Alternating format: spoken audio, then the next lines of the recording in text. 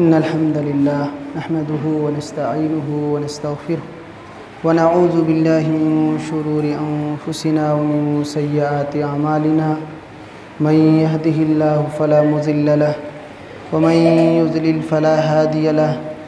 وأشهد أن لا إله إلا الله وحده لا شريك له وأشهد أن محمدًا عبده ورسوله أما بعد فإن خير الحديث كتاب الله وخير الهدي هدي محمد صلى الله عليه وسلم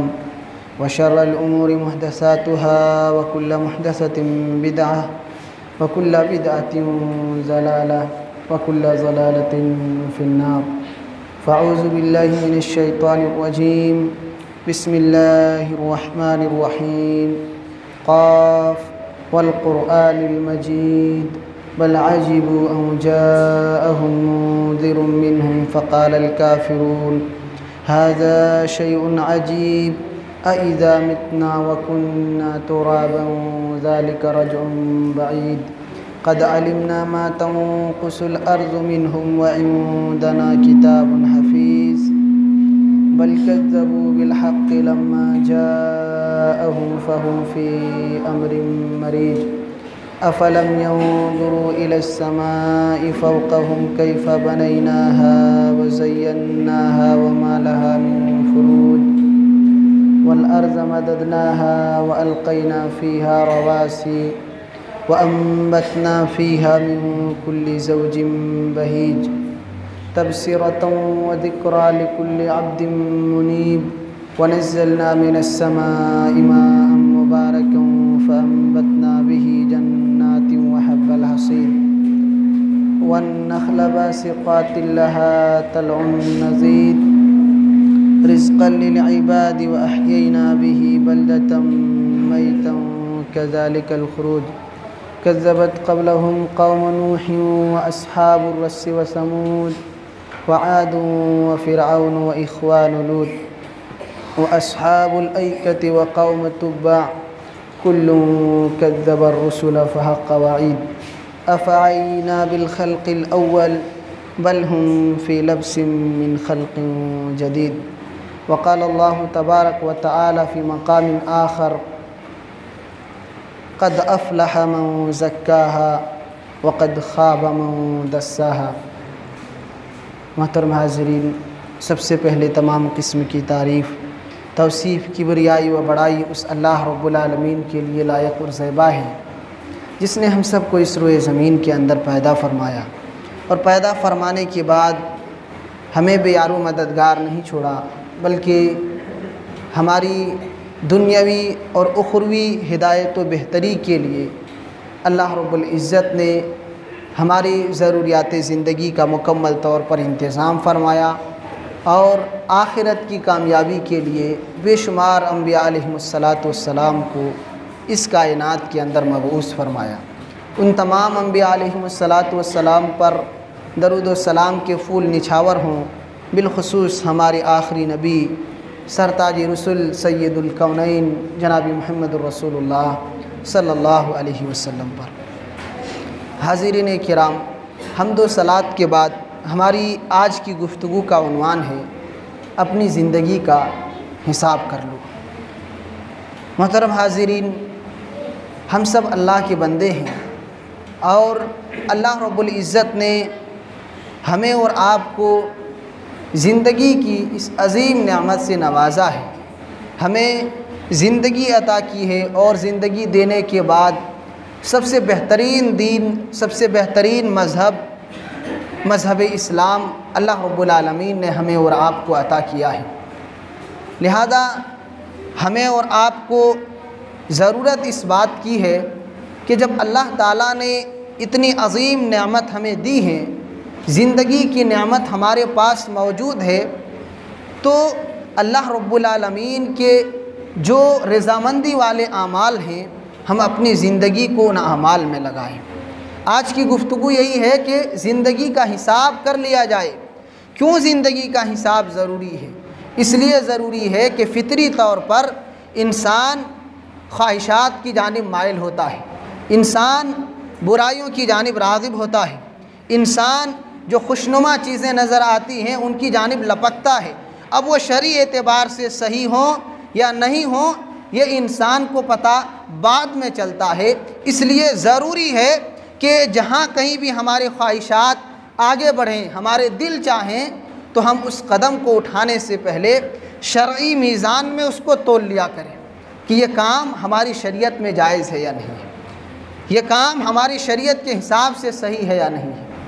تو نفس کا حساب اسی لیے ضروری ہے کہ نفس ہماری خواہشات کی جانب اور برائیوں کی جانب راغب ہوتا ہے، لیکن ایک مومن ہونے کے ناطے ہم اپنے نفس کو کنٹرول کرتے ہیں، اپنی زندگی کو بچاتے ہیں گناہوں سے، برائیوں سے، اللہ کی نافرمانی والے کاموں سے، تاکہ ہماری زندگی کے یہ عظیم ایام اور زندگی کے یہ سنہرے ادوار کہیں اللہ کی نافرمانی میں نہ گزر جائے۔ زندگی کا حساب نہ کرنے کی وجہ سے ہماری زندگی تباہ و برباد ہوتی چلی جاتی ہے۔ ہم زندگی گزارتے ہیں، انسان ہونے کے ناطے غلطیاں ہو جاتی ہیں۔ اللہ کے نبی صلی اللہ علیہ وسلم فرماتے ہیں کہ انسان جب گناہ کرتا ہے تو ایک سیاہ نقطہ اس کے دل کے اوپر چھا جاتا ہے، اور اگر انسان توبہ کر لے، اس گناہ کو چھوڑ دے، اللہ تعالیٰ سے معافی مانگ لے، تو اللہ تعالیٰ ہمیشہ کے لیے پھر اس کے دل کو پاک و صاف کر دیتا ہے۔ لیکن اگر انسان توبہ نہ کرے، اپنی زندگی کا حساب نہ لے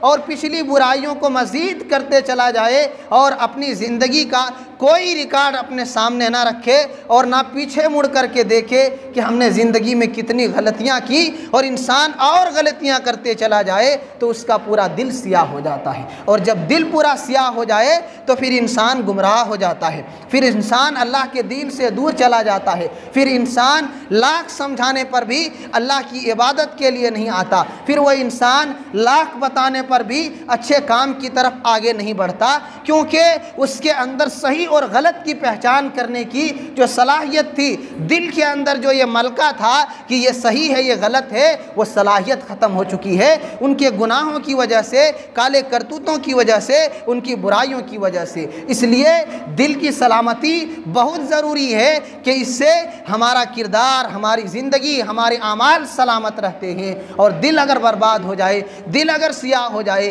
تو انسان کی زندگی سیاہ ہو جاتی ہے، اس کی زندگی تباہ و برباد ہو جاتی ہے۔ تو کہنا یہ ہے کہ ہم اپنی زندگی کا حساب کریں، کیونکہ ہماری جو زندگی گزر رہی ہے اس میں غلطیاں بھی ہو رہی ہیں، اگر ان غلطیوں سے توبہ نہ کیا جائے تو پورا دل ہمارا برباد ہو جا رہا ہے، اور دل برباد ہو جائے تو آخرت برباد ہونے والی ہے، آخرت تباہ ہونے والی ہے۔ اس لیے اپنے دل کی حفاظت کریں، اللہ کے ذکر سے، اللہ کی عبادت سے، اس کے کلام کی تلاوت سے، دیگر نیک اعمال سے، صدقہ و خیرات سے۔ لہذا ہم اور آپ اپنی زندگی کا حساب اس طور پر کریں کہ جو پچھلے ایام ہمارے گزر چکے ہیں ہم ان کے بارے میں جھانک کر کے دیکھیں کہ یہ اتنی لمبی چوڑی زندگی جو ہماری گزر گئی، وہ زندگی کہاں گزری ہے، کس حال میں گزری ہے، ہم نے ان زندگیوں میں کیا کمایا ہے، کیا پایا ہے، کیونکہ اللہ رب العالمین نے تمام مومنوں کو یہ حکم دیا ہے کہ ہم اپنی زندگی کا حساب کریں،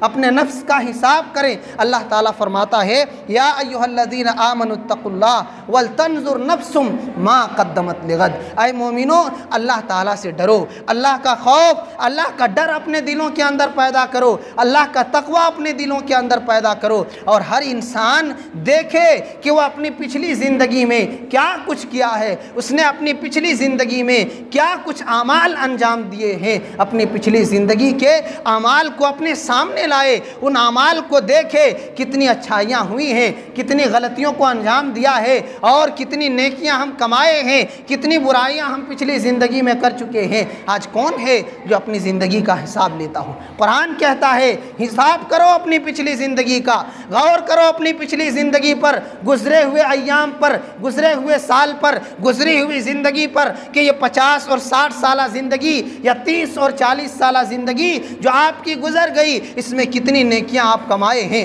کتنی برائیوں کو آپ نے انجام دیا ہے، کتنے کتنے گناہ کے کام آپ کیے ہیں اور کتنے نیک اعمال کو آپ نے انجام دیا ہے، آپ غور کریں۔ اور اگر غلطیاں کیے ہیں پچھلی زندگی میں تو ابھی زندگی باقی ہے، ابھی وقت باقی ہے، فوراً اللہ تعالیٰ سے توبہ کریں، ان گناہوں سے معافی مانگیں، اپنی زندگی کو بدلیں کہ میرے بھائیوں موت کے بعد دوبارہ زندگی نہیں مل سکتی۔ ایک مرتبہ موت کے دبوچ میں آپ آ گئے، کبھی واپس اس دنیا میں نہیں آ سکتے، اور اس وقت کا افسوس کرنا آپ کے لیے کوئی فائدہ نہیں دے گا۔ ابھی آپ اگر گناہوں پر افسوس کر لیں، غلطیوں پر اگر شرمندگی کا اظہار کر لیں، اللہ تعالیٰ سے رو کر گڑ گڑا کر اپنی غلطیوں کا اظہار کر دیں اور معافی کا طلبگار ہو جائیں تو اللہ تعالیٰ آپ کی گناہوں کو معاف کر دیں گے۔ لیکن موت کے وقت کوئی بھی دعا قبول نہیں ہوتی، اس وقت انسان چاہے کوئی بھی دعا مانگے اللہ قبول نہیں کر سکتا۔ جب غرغرے کا وقت ہو، حدیث کہتی ہے انسان کی دعائیں اس وقت رد کر دی جاتی ہیں، ان کی باتیں اس وقت رد کر دی جاتی ہیں، کیونکہ اب وہ وقت ختم ہو چکا ہے، اب وہ وقت ان کی زندگی سے جا چکا ہے۔ لہذا میرے بھائیوں ابھی اللہ نے وقت دیا ہے، زندگی باقی ہے، جو زندگی گزار چکے ہیں اب ان غلطیوں کو تو صحیح نہیں کر سکتے ہیں، توبہ و استغفار کے ذریعہ اللہ تعالیٰ کی بارگاہ میں اپنے سر کو جھکا کر ان غلطیوں کو مٹا سکتے ہیں، ان غلطیوں کو معاف کرا سکتے ہیں، ان خطاؤں کو اللہ رب العالمین سے معاف کرا سکتے ہیں۔ شرط یہ ہے کہ پچھلی زندگی کا حساب کریں، پچھلی زندگی کو دیکھیں کہ ہم نے کیا کیا ہے، اس لیے کہ اگر آپ پچھلی زندگی کو دیکھیں گے تو آگے خود بخود آپ کے دل میں یہ احساس، یہ فکر پیدا ہوگی کہ ہم نے بڑا غلط کام کیا ہے، زندگی برباد ہو گئی، یہ 50 اور 60 سالہ زندگی اللہ کی نافرمانی میں گزر گئی، اب کچھ کرنا چاہیے، اللہ کی عبادت میں زندگی گزارنی چاہیے، اب اللہ کو راضی کرنے کی فکر کرنی چاہیے، تو احساس پیدا ہوگا، فکر پیدا ہوگی، آپ کو اپنی غلطیوں کا احساس پیدا ہوگا۔ اس لیے قرآن نے کہا وَلْتَنْظُرْ نَفْسٌ مَّا قَدَّمَتْ لِغَدٍ، ہر نفس اپنی ذات کا جائزہ لے، دوسرے کو نہ دیکھے کہ فلاں کیا کر رہا ہے، فلاں کیسے زندگی گزار رہا ہے، اپنی زندگی کا حساب کرے، اپنی زندگی کو دیکھے کہ ہم نے پچھلی زندگی میں کیا کیا ہے۔ اگر اچھی زندگی گزری ہے، اللہ نے اور زندگی دی ہے، بڑی اچھی بات ہے، اور اچھا بنیں، اور نیک کام کریں، اور اچھے کاموں میں اپنی زندگی کو گزاریں، بہتر سے بہتر طریقے میں اپنی زندگی کو ڈھالیں، اور اگر غلطیاں ہو چکی تھیں فوراً توبہ کریں کہ زندگی باقی ہے، موت کے بعد کوئی وقت نہیں ملتا، موت کے بعد آپ کے انہی کالے کرتوت کا نتیجہ آپ کو ملنا ہے۔ اب آپ اگر برا کر کے جا رہے ہیں کوئی آپ کا ساتھی نہیں ہے، یہی برائیاں قبر میں آپ کے ساتھی بننے والی ہیں، لہذا اچھے اعمال کو اپنا ساتھی بنائیں، نیکیوں کو اپنا دوست بنائیں، تاکہ موت کے بعد جہاں کوئی آپ کے مددگار نہ ہوں، قبر میں وہ خوفناک گڑھے میں یہ نیکی آپ کا ساتھی بنے، یہ عبادتیں، یہ اچھائیاں آپ کے لیے مددگار ثابت ہوں، اس لیے اس نیکی کو انجام دیں جو آپ کے لیے ہمیشہ آپ کے ساتھی بننے والے ہوں۔ تو کہنا یہ ہے کہ ہم اور آپ آئندہ کل کے آنے سے پہلے پچھلی زندگی کا ریکارڈ اپنے سامنے رکھیں اور خود بخود غور فکر کریں کہ ہم نے کیا پچھلی زندگی میں کی ہے۔ امام ابن کثیر رحمۃ اللہ علیہ بہت ہی عظیم مفسر ہیں، قرآن کریم کی آیت کریمہ کی تفسیر میں فرماتے ہیں کہ حاسبوا انفسکم قبل ان تحاسبوا، اے لوگو تمہارے حساب و کتاب شروع کیے جانے سے پہلے خود بخود تم اپنی زندگی کا حساب کرو، کیونکہ جب اللہ تعالیٰ کے یہاں حساب کیا جائے گا تو پھر اس وقت تمہاری نہیں چلے گی، اس وقت تمہاری کوئی چلنے والی نہیں ہے، اس وقت تمہارے جو اعمال ہوں گے اسی حساب سے اللہ تعالیٰ تمہارے سامنے تمہارا حساب پیش کرے گا۔ اس لیے آج موقع ہے، آج خود بخود اپنی زندگی کا حساب کر لو، اپنی زندگی کی فکر کر لو، اپنی آخرت کی تیاری کر لو اس دن کے آنے سے پہلے۔ وانظروا ماذا ادخرتم لانفسکم، اور دیکھو کہ اپنے نفس کے لیے، اپنی ذات کے لیے کل قیامت کے دن کے لیے کیا تیاری کر کے رکھی ہے۔ قیامت کے دن، حساب و کتاب کے دن کے لیے اپنے اعمال کے ذریعہ، نیک اعمال کے ذریعہ کیا تیاری کی ہے، یہ خود ہی فکر کرو، خود ہی غور کرو اور اپنی زندگی کا حساب کرو۔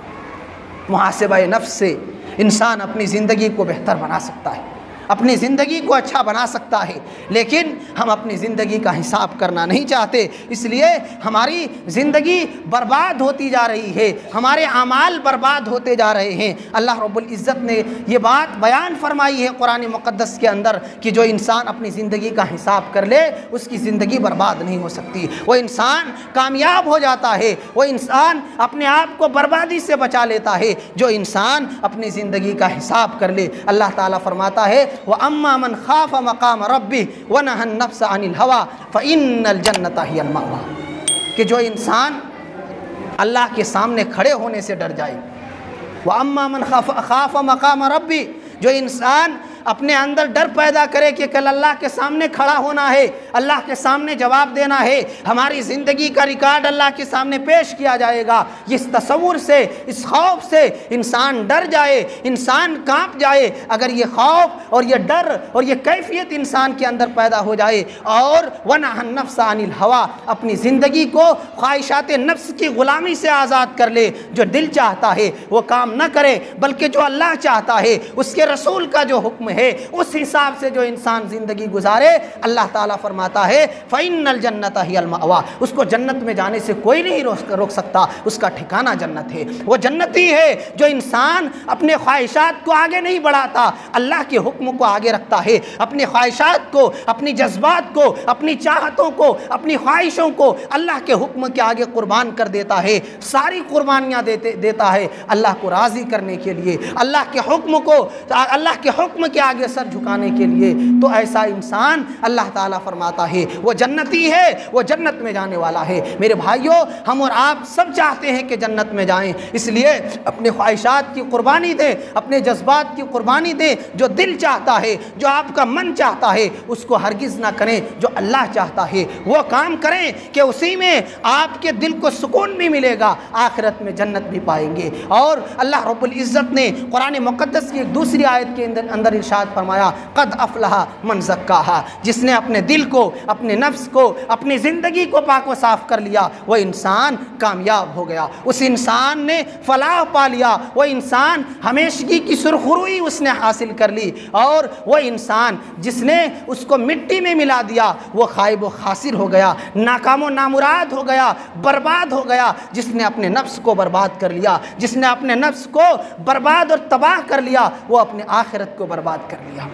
میرے بھائیوں، اپنے نفس کی فکر کریں، اپنے زندگی کا جائزہ لیں. کوئی ہماری زندگی کا حساب نہیں دے سکتا، ہماری زندگی کا، ہمارے اعمال کا حساب ہم ہی کو دینا ہے، اور وہاں بچ بھی نہیں سکتے، وہاں حساب دینا ہے. اس لیے آج ہی اس کی تیاری کریں، آج ہی اس کی فکر کریں، اور اس کے لیے مکمل زاد راہ تیار کر لیں. آخرت میں اللہ کے سامنے سوال و جواب سے پہلے اس دن کی مکمل تیاری کر لیں کہ اس دن حساب و کتاب سے کوئی ہمیں اور آپ کو نہیں بچا سکتا ہے. آج ایک بات یہ بھی یاد رکھیں کہ ہم اور آپ اپنے آپ کو یہ سمجھتے ہیں کہ بڑا عقل مند ہیں، ہم دنیاوی ترقی کو عقل مندی کی دلیل سمجھتے ہیں. یہ دھوکہ ہے، یہ دھوکہ اور نادانی ہے. حدیث کہتی ہے، یہ حدیث اس کے صحیح اور ضعیف ہونے میں اہل علم کے درمیان اختلاف ہے، بعض نے اس کو صحیح کہا ہے اور بعض نے اس حدیث کو ضعیف کہا ہے، لیکن اس کا معنی صحیح ہے. یہ معنی قرآن و حدیث کے دوسرے دلائل سے اس معنی کی تائید ہوتی ہے. اللہ کے رسول صلی اللہ علیہ وسلم ارشاد فرماتے ہیں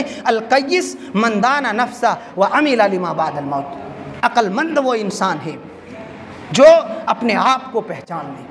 میں کیا ہوں، میری حقیقت کیا ہے، میں اس دنیا میں آیا کیوں ہوں، میری زندگی کا مقصد کیا ہے، جانا کہاں ہے، میرے اعمال کا حساب کہاں ہونا ہے. ان ساری چیزوں کو انسان جو پہچان لے وہ حقیقت میں عقل مند ہے. اور اللہ کے نبی صلی اللہ علیہ وسلم فرماتے ہیں القیس من دان نفسہ وعمل لما بعد الموت، اور موت کے بعد کی زندگی کی تیاری کرتا ہو، وہ عقل مند ہے. رہتا دنیا میں ہے لیکن تیاری آخرت کی کر رہا ہے. والعاجز من اتبع نفسہ ہواہ وتمنى علی اللہ الامانیہ. اور عاجز انسان، نادان انسان، بے وقوف انسان وہ ہے جو اپنے خواہشات کی غلامی میں پڑا رہتا ہے، اپنی زندگی کو اپنے خواہشات کے تابع بناتا ہے اور اپنے خواہشات کے مطابق زندگی گزارتا ہے. اس حدیث کا مطلب یہ ہے کہ ہم جسے عقل مند سمجھتے ہیں، ہم مال و دولت کی فراوانی کو عقل مندی کی دلیل سمجھتے ہیں، لمبی چوڑی تجارت کو عقل مندی کی دلیل سمجھتے ہیں، چرب زبانی کو عقل مندی سمجھتے ہیں، جھوٹ کو سچ بنا کر پیش کرنے کو عقل مندی سمجھتے ہیں. یہ نادانی ہے، بے وقوفی ہے. اس کو دنیاوی اعتبار سے تو آپ عقل مندی شمار کر سکتے ہیں، لیکن اخروی اعتبار سے یہ بے وقوف ہیں، یہ عقل مند نہیں ہو سکتے. عقل مند وہ ہیں جو اس دنیا میں جھوپڑی میں زندگی گزارتا ہو لیکن آخرت کی تیاری کرتا ہو، اس دنیا میں رہ کر موت کے بعد کی زندگی کی مکمل تیاری کرتا ہو. وہ اصل میں عقل مند ہے، کیونکہ وہ جانتا ہے مجھے وہاں ہمیشہ رہنا ہے، مجھے وہاں ہمیشہ رہنا ہے۔ آج 50 سے 60 سالہ زندگی کے لیے آدمی کیا کچھ نہیں کرتا ہے، گھر بنانے کے لیے، بال بچوں کی ترقی کے لیے کیا کچھ نہیں کرتا ہے، جبکہ آنکھ بند ہوتے ہی یہ دنیا کے کروڑوں اور اربوں کی ساری دولتیں پڑی رہ جائیں گی۔ اس کے لیے انسان اتنی کوشش کرتا ہے۔ تو ایک عقل مند انسان وہ جانتا ہے کہ مجھے آخرت میں ہمیشہ رہنا ہے، وہاں اچھا ٹھکانہ مل گیا تو سکون پائیں گے ہمیشہ کے لیے، اگر بری جگہ مل گئی تو ہمیشہ کے لیے تباہ و بربادی ہماری قسمت کا مقدر بن گیا ہے۔ اس لیے وہ انسان آخرت کی فکر کرتا ہے، اس کی تیاری کرتا ہے، وہ ہماری شریعت کی نگاہ میں عقل مند ہے، ہوشیار ہے، جو اس دنیا میں رہ کر کے آخرت کی تیاری کرتا ہو۔ میرے بھائیوں، ہم مومن ہیں، مسلمان ہیں، یہاں ہمیشہ نہیں رہنا ہے، یہاں سے جانا ہے۔ زندگی کی فکر کریں، اس زندگی کی حقیقت کو سمجھیں کہ یہ چند روزہ ہے، موت کے بعد کی زندگی اصل زندگی ہے، اس لیے پوری تیاری اس زندگی کی کریں۔ یہاں ٹوٹی پھوٹی جھوپڑی میں اور معمولی سے کھانے پینے میں زندگی گزار دیں، یہ بہتر ہے کہ آپ آخرت کی تیاری میں اپنی زندگی کو پوری صرف کر دیں اور دنیا کمانے میں اپنے وقت کو ضائع اور برباد نہ کریں۔ دنیا کمانے میں اپنے وقت کو برباد کرنا یہ آپ کا نقصان ہے، یہ آپ کی بربادی ہے کہ یہ دولت یہیں رہے گی، وہاں آپ کے ساتھ نہیں جائے گی، وہاں آپ کے عمل جائیں گے۔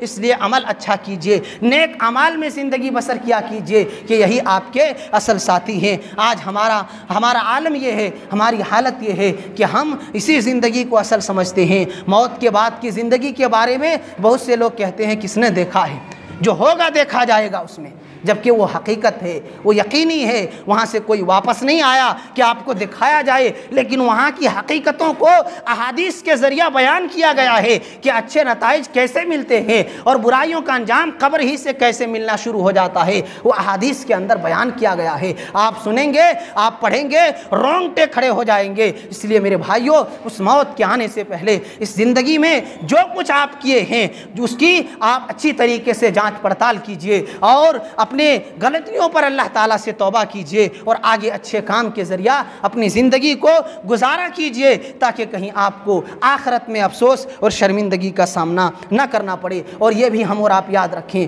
اگر ہم اپنی زندگی کا حساب نہ کریں تو یہ ہماری بربادی ہے، لیکن اللہ تعالیٰ کچھ نہیں بھولتا۔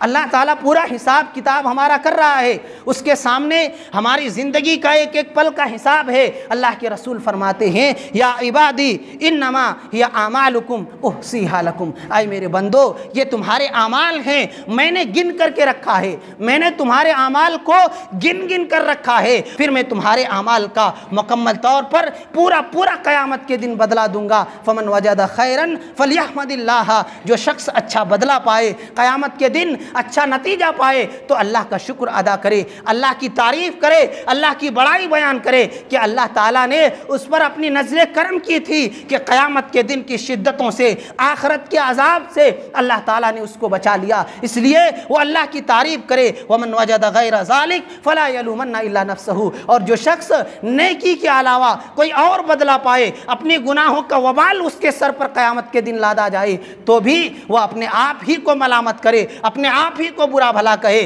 کہ وہ خود ہی ذمہ دار تھا اپنے اس نتیجے کا، اپنے اس اعمال کا۔ اس لیے آج کسی پر وہ اپنے اعمال کا وبال نہیں لاد سکتا ہے۔ قیامت کے دن جو نتیجہ ملے گا ذمہ دار خود ہوگا اور اس نتیجے کو خود ہی بھگتنا پڑے گا، دوسرے کوئی ذمہ دار نہیں ہوں گے۔ حدیث یہ کہتی ہے کہ اگر ہم حساب نہ بھی کریں تو بھی اللہ تعالیٰ کے یہاں حساب ہے، اس لیے اللہ تعالیٰ تو حساب لیں گے ہی، ہم خود انسان ہونے کے ناطے اپنی غلطیوں کا حساب کر کے اللہ تعالیٰ سے توبہ کر لیں۔ لیکن افسوس یہی ہوتا ہے کہ آج ہم اپنے نفس کا حساب نہیں کرتے، اپنی زندگی کا حساب نہیں کرتے۔ آج چاہے عالم ہوں، جاہل ہوں، عوام ہوں، کوئی بھی انسان ہو، مالدار ہوں، غریب ہوں، سب دوسرے کے پیچھے پڑا ہوا ہے، سب دوسرے کی غلطیوں کو دکھاتا ہے، دوسرے کے عیوب اور نقائص کو لوگوں کے سامنے بیان کرتا ہے۔ فلاں ایسے ہیں، فلاں ایسے ہیں، فلاں کے اندر یہ غلطی ہے، اپنی غلطیوں پر کوئی نہیں دیکھتا، اپنی غلطیوں کو کوئی نہیں دیکھتا۔ اگر انسان اپنی غلطیوں کو دیکھنے لگ جائے، انسان اپنے عیوب کو ٹٹولنے لگ جائے کہ میں خود کتنا برا ہوں، میرے اندر کتنی غلطیاں ہیں، تو انسان دوسروں پر انگلیاں اٹھانا چھوڑ دے گا، دوسروں کو برا بھلا کہنا اور اس کے عیوب کو نکالنا چھوڑ دے گا، کیونکہ انسان خود جانے گا کہ دوسروں سے زیادہ کہیں میں ہی غلطیوں میں نہیں پڑا ہوا ہوں، میرے ہی اندر ڈھیر ساری غلطیاں ہیں۔ اس لیے ہم دوسروں پر انگلی نہ اٹھائیں، اپنی زندگی کا حساب کریں، اپنے اعمال کا حساب کریں، اپنے اعمال و کردار اور کیریکٹر کا حساب کریں، اور ہم کیا کرتے ہیں، ہم کیسے رہتے ہیں، ہمارے گھر والے کیسے رہتے ہیں۔ خود آپ اپنے گھر کا اور اپنی زندگی کا جائزہ لیں، دوسرے خود اپنا حساب و کتاب کر لیں گے، آپ کو اس کی ضرورت نہیں ہے۔ اس سلسلے میں سلف صالحین کے چند اقوال ہم پیش کرنا چاہتے ہیں کہ وہ اپنی زندگی کا کس قدر حساب و کتاب کیا کرتی تھی، کس قدر ان کو اپنے اعمال اور اپنی زندگی کی فکر تھی، آخرت کی کیسی فکر تھی۔ صحیح مسلم کی روایت ہے، حضرت حنظلہ رضی اللہ عنہ، یہ کوئی عام صحابی نہیں ہے، دنیا کے واحد ایسے صحابی ہیں جن کو انسانوں نے نہیں فرشتوں نے غسل دیا تھا۔ جب ان کی شہادت ہو گئی تھی جنگ کے اندر، ان کو غسل دینے کا موقع نہیں ملا تو فرشتوں نے ان کو غسل دیا تھا، تو یہ غسیل الملائکہ ان کو کہا جاتا ہے۔ یہ صحابی ہیں حضرت ابو بکر صدیق رضی اللہ عنہ، نبیوں کے بعد اس دنیا کے سب سے عظیم انسان، سب سے بہتر انسان تمام پیغمبروں کے بعد، وہ ان کی ملاقات ابو بکر صدیق رضی اللہ عنہ سے ہوتی ہے۔ ملاقات ہونے کے بعد وہ پوچھتے ہیں کہ کیف انت یا حنظلہ، حنظلہ کیا حالت ہے آپ کی، کیسے ہیں آپ؟ حضرت حنظلہ رضی اللہ عنہ فرماتے ہیں نافق حنظلہ، حنظلہ منافق ہو گیا۔ اللہ اکبر، اتنے عظیم صحابی جن کو فرشتوں نے غسل دیا ہو،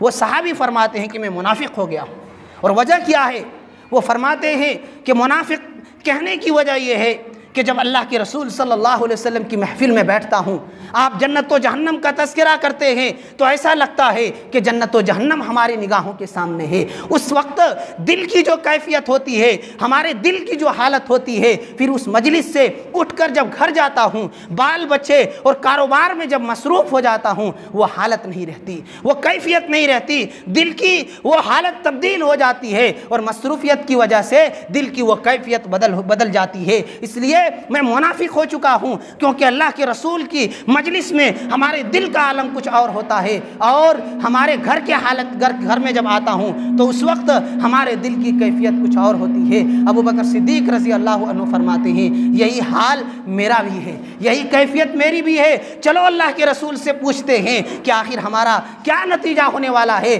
ہماری زندگی کے اس کیفیت کا کیا نتیجہ ہم کو ملنے والا ہے، کیا واقعتاً منافق ہو گئے ہیں؟ یہاں اللہ کے رسول صلی اللہ علیہ وسلم کی خدمت میں جا کر حاضر ہوتے ہیں حضرت حنظلہ رضی اللہ عنہ، وہی بات دہراتے ہیں کہ اللہ کے رسول حنظلہ منافق ہو گیا۔ اللہ کے رسول پوچھتے ہیں آخر کیا بات ہے؟ تو وہ جواب دیتے ہیں اللہ کے رسول، آپ کی گفتگو سنتا ہوں، آپ کے بیانات کو سنتا ہوں، جنت و جہنم کا تذکرہ آپ کرتے ہیں تو دل کی کیفیت کچھ اور ہوتی ہے۔ ایسا لگتا ہے کہ جنت و جہنم ہماری نگاہوں کے سامنے ہے، لیکن گھر جانے کے بعد یہ احساس، یہ تصور، یہ کیفیت ہمارے اندر موجود نہیں رہتی، بلکہ ان مصروفیات کی وجہ سے کچھ باتیں ہمارے ذہن سے نکل جاتی ہیں، یہ کیفیت ہمارے دل سے ختم ہو جاتی ہے۔ اللہ کے رسول فرماتے ہیں اے حنظلہ، تم نے جو بات بیان کی ہے، اگر زندگی کے ہر موڑ پر تمہاری یہی کیفیت رہی تو پھر ایسی صورت میں لصافحتکم الملائکہ علی فرشکم وفی طرقکم، فرشتے تم سے مصافحہ کرنے کے لیے آئیں گے تمہاری بستروں پر، تمہارے سونے کی جگہوں پر، اور تمہارے راستے میں جہاں چلو گے فرشتے آ جائیں گے تم سے مصافحہ کرنے کے لیے، تم سے ملاقات کرنے کے لیے، تم سے ہاتھ ملانے کے لیے۔ اگر زندگی کے ہر موڑ پر تمہاری یہی کیفیت رہی، لیکن حنظلہ ساعتن و ساعہ، کہ ہر وقت کی ایک الگ الگ کیفیت ہوتی ہے، یہ ایک الگ وقت ہوتا ہے، وہ ایک الگ وقت ہوتا ہے، اور دونوں وقت میں الگ الگ کیفیات ہوتی ہیں۔ تو اللہ کے رسول صلی اللہ علیہ وسلم کے یہ دو عظیم صحابی ابو بکر صدیق، جن کے بارے میں اللہ کے رسول نے کہا ابو بکر تم جنتی ہو، تم جنتی ہو، دنیا کے اندر جنت کی بشارت دی، وہ صحابی کہہ رہے میں بھی ایسا لگتا ہے کہ منافق ہو گیا ہوں۔ تو یہ اپنے اعمال کا احساس ہے کہ جب ہم عمل کرتے ہیں آپ کے بیانات سے دل کی کیفیت بدلتی ہے، پھر وہ کیفیت ختم ہو جاتی ہے۔ اس لیے کہیں ہم بربادی کی طرف نہیں جا رہے ہیں، کہیں ہم نقصان تو نہیں اٹھا رہے ہیں، یہ ان کے احساسات تھے، یہ ان کے دل کے جذبات تھے۔ ایک اور واقعہ ہے، فضیل بن عیاض رحمہ اللہ، یہ ایک مشہور ہمارے سلف صالحین میں گزرے ہیں، ان کا واقعہ ہے۔ انہوں نے ایک شخص سے پوچھا کہ کتنی عمر آپ کی ہو چکی ہے؟ کہا کہ 60 سال۔ کہا کہ تم 60 سال سے، فضیل بن عیاض فرماتے ہیں تم 60 سال سے اپنے رب کی طرف جا رہے ہو، اور عنقریب اب تم پہنچ جاؤ گے۔ یہ احساس ہے کہ تم اللہ تعالیٰ نے جو تمہیں زندگی دی تھی، مسلسل تم اس زندگی کے خاتمے کی طرف سفر کر رہے ہو اور موت کی جانب قدم رکھتے ہوئے جا رہے ہو، اور زندگی کے 60 سال تم گزار چکے ہو، اب قریب آ چکا ہے کہ تم اللہ سے ملاقات کرو گے، تو یہ ہماری زندگی جو ہے یہ ختم ہو جانے والی ہے۔ ایک شاعر نے بڑی بہترین بات کہی ہے، شاعر کہتا ہے یہ اقامت ہمیں پیغام سفر دیتی ہے، یہ اقامت ہمیں پیغام سفر دیتی ہے، زندگی موت کے آنے کی خبر دیتی ہے۔ یہ ہماری زندگی کا آنا اور زندگی کا گزارنا یہ اس حقیقت کا اعلان ہے کہ ایک دن مرنا ہے، ایک دن یہاں سے جانا ہے، اس لیے میرے بھائیوں اس دن کی تیاری کریں۔ حضرت عمر بن خطاب رضی اللہ عنہ فرمایا کرتے تھے، حاسبوا انفسکم قبل ان تحاسبوا، اے لوگو اپنے آپ کا حساب کر لو اس دن کے آنے سے پہلے کہ تمہارا حساب کیا جائے گا، وزنوا انفسکم قبل ان توزنوا، اور اپنے اعمال کو وزن کر لو، تول لو اس دن کے آنے سے پہلے جس دن اللہ تعالیٰ خود تمہارے اعمال کو تولیں گے۔ اس لیے گزرتے ایام کو ہم خوش ہو کر نہ گزارا کریں کہ بڑا اچھا ہوا ایک دن یا ایک ہفتہ گزر گیا اور گھر میں بیٹھے بیٹھے بور نہیں ہوئے اور ہمارا یہ وقت گزر گیا۔ ایک شاعر نے بڑی بہترین بات کہی ہے، شاعر کہتا ہے، عربی شاعر ہے کہ انا لنفرح بالایام نقطعها، انا لنفرح بالایام نقطعها وكل يوم مزا يدني من الاجل فاعمل لنفسك قبل الموت مجتهدا فانما الربح والخسران في الامل۔ شاعر کہتا ہے کہ ہم اور آپ گزرتے ایام کو دیکھ کر خوش ہو رہے ہیں، انا لنفرح بالایام نقطعها، جو ہماری زندگی گزر رہی ہے ایک دن جب گزر جاتا ہے تو خوش ہوتے ہیں کہ چلو ایک دن کٹ گیا، وَكُلَّ يَوْمٍ مَزَا يُدْنِي مِنَ الْأَجَلِ، اور دن کا گزرنا یہ ہمارے موت کے آنے کا اعلان ہے۔ زندگی کا گزرنا، وقت کا گزرنا یہ ہمارے لیے موت کے آنے کی، موت کے قریب ہونے کی خبر ہے کہ اب آپ کی زندگی سے ایک دن اور کم ہو چکا ہے، آپ موت کی تیاری کریں، موت کے قریب ہوتے جا رہے ہیں، اس لیے موت کے آنے سے پہلے اس کی تیاری کریں، اس کی فکر کریں۔ فَاعْمَلْ لِنَفْسِكَ قَبْلَ الْمَوْتِ مُجْتَهِدًا، اے کوشش کرنے والے موت کے آنے سے پہلے کوشش کر لے، اچھے اعمال کے ذریعہ، نیک اعمال کے ذریعہ اپنی تیاری کر لے، اچھے اعمال کر لے، کوشش کرنے والے، اس لیے کہ فَإِنَّمَا الرِّبْحُ وَالْخُسْرَانُ فِي الْعَمَلِ، آخرت میں خسارے کا اور کامیابی کا فیصلہ آپ کے عمل سے طے کیا جائے گا۔ جیسے آپ کے اعمال ہوں گے زندگی کے ایام میں، جو کچھ آپ کیے ہوں گے اسی حساب سے آپ کی بربادی یا آپ کی سرخ روئی اور کامیابی کا اعلان آخرت میں اللہ تعالیٰ کے یہاں کیا جائے گا، اس لیے اچھے اعمال کر لیا کرو۔ ایک اور ہمارے سلف صالحین میں سے احنف بن قیس رحمہ اللہ ہیں، وہ فرماتے ہیں وہ اپنی انگلی کو لے جا کر کے چراغ میں رکھ دیا کرتے تھے، چراغ میں جس کو ہم اور آپ ڈبیا کہہ لیں، اس کے اوپر آگ میں رکھ دیا کرتے تھے کسی غلطی پر، اور کہا کرتے تھے حس یا حنیف، اے حنیف محسوس کرو اس آگ کے عذاب کو، محسوس کرو، تھوڑا چکھ لو، تمہیں کس چیز نے فلاں غلطی پر محمول کیا، تم نے فلاں کام فلاں غلطی کیوں کیے، اور یہ کہہ کر کے وہ رونا شروع کر دیا کرتے تھے، رونے لگتے تھے۔ یہ ہمارے سلف صالحین تھے، ان کو احساس تھا اپنی زندگی کا، اپنے اعمال کا۔ ایسے ہی میمون بن مہران رحمہ اللہ یہ بھی فرمایا کرتے ہیں، ان کا کہنا یہ ہے کہ نفس خیانت کرنے والے، دھوکہ دینے والے پارٹنر کی طرح ہیں کہ ہم پارٹنرشپ میں تجارت کر رہے ہیں تو ہمارا شریک، ہمارا پارٹنر کبھی بھی دھوکہ دے سکتا ہے اگر مکمل طور پر لکھت طور پر ہماری تجارت اور ہمارا کاروبار نہ ہو۔ ایسے ہی ہمارا نفس ہے، اگر حساب نہیں کریں گے، نفس کا جائزہ نہیں لیں گے تو ہمارا نفس خیانت کر جائے گا، ہمیں تباہ و برباد کر دے گا اور ہمیں ہلاک کر دے گا۔ اس لیے ہم اپنی زندگی کا، اپنے نفس کا، اپنے اعمال کا حساب کر لیں۔ مختصر طور پر 1-2 منٹ میں حساب، نفس کے حساب کے چند فائدے۔ ایک فائدہ یہ ہے کہ جب ہم اپنے نفس کا حساب کریں گے تو اپنی غلطیوں کا اندازہ ہوگا، جب غلطیوں کا اندازہ ہوگا تو اس پر توبہ کریں گے، اللہ تعالیٰ سے معافی مانگیں گے اور آگے اچھے اعمال کے ذریعہ اللہ تعالیٰ کو راضی کرنے کی کوشش کریں گے۔ ایسے ہی نفس کے حساب کا ایک دوسرا فائدہ یہ ہے کہ ہم اعمال صالحہ میں آگے بڑھیں گے۔ جب ہمیں معلوم ہوگا کہ پچھلی زندگی میں غلطیاں خوب ہوئی ہیں،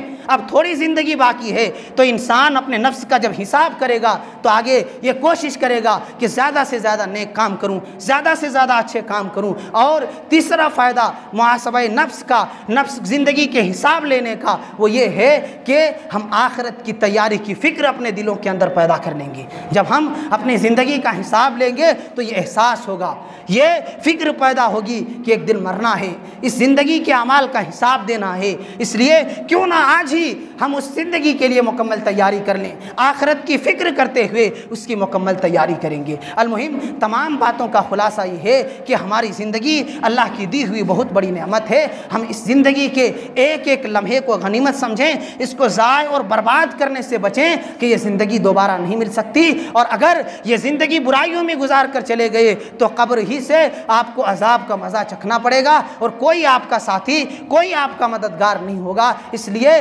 آخرت کی تیاری کیجئے اور نیک اعمال کے ذریعہ اس زندگی کو بہتر بنانے کی اور آخرت کو بہتر بنانے کی کوشش کیجئے۔ موت کے بعد آپ کے اچھے اعمال ہی آپ کے اصل ساتھی ہیں، اس لیے نیک اعمال کی فکر کیجئے، جو زندگی گزر چکی ہے اس کا حساب کیجئے، اور آگے اپنی زندگی کو دنیاوی اور اخروی اعتبار سے بہتر بنانے کی کوشش کیجئے۔ اللہ تعالیٰ سے دعا ہے کہ اللہ تعالیٰ جو زندگی ہماری پچھلی گزر چکی ہے ان پچھلی زندگی کو ہم سب کو حساب و کتاب لینے کی تو توفیق عنایت فرما۔ پروردگار عالم جو ہماری زندگی بچی ہوئی ہے، اللہ تعالیٰ اس بچی ہوئی زندگی میں تیری عبادت اور تیری رضامندی والے اعمال کو انجام دینے کی توفیق عطا فرما۔ آمین۔ سبحان ربک رب العزت عما یصفون وسلام علی المرسلین والحمد للہ رب العالمین۔